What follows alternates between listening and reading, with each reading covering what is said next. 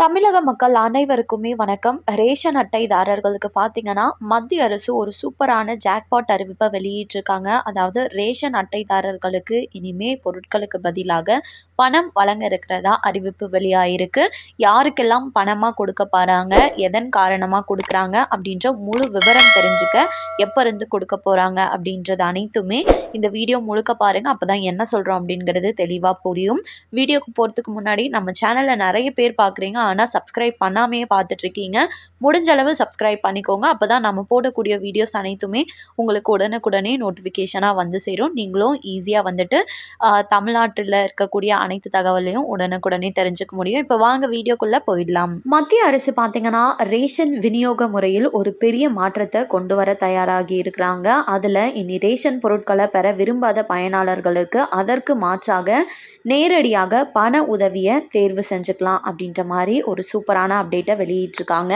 அதாவது ரேஷன் அட்டைதாரர்கள் அரிசி அல்லது கோதுமை போன்ற உணவுப் பொருட்களாக வழங்கப்பட்ட மானியத்தை இனி நேரடியாக பயனாளிகளின் வங்கி கணக்கில் பணமாக அனுப்ப மத்திய அரசு முடிவெடுத்திருக்காங்க.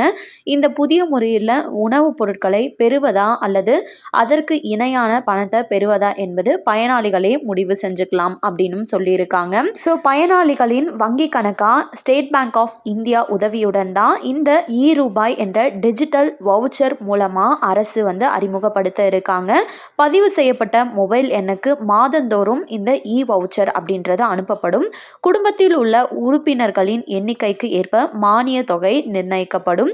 இந்த வவுச்சரை பயன்படுத்தி உணவுப் பொருட்களையும் வாங்கலாம். ஸோ இந்த வவுச்சரை பயன்படுத்தி நீங்கள் ரேஷன் பொருட்களாகவும் பெற்றுக்கொள்ளலாம். அப்படி இல்லைனா ரேஷன் பொருட்கள் தேவையில்லாதவர்கள் இந்த வவுச்சரை பணமாக மாற்றி நேரடியாக வங்கி கணக்கில் செலுத்தி கொள்ளலாம் அப்படின்னு சொல்லியிருக்காங்க. இந்த புதிய திட்டத்தை எதற்காக கொண்டு வராங்க அப்படின்னா, அரசு செலவுகளை கட்டுப்படுத்துறதுக்கும் போலி ரேஷன் அட்டைகளை ஒழிக்கிறதுக்கும் ஊழலை தடுக்கிறதுக்காகவும் தான் இந்த ஒரு புதிய முறையை கொண்டு வர இருக்காங்க.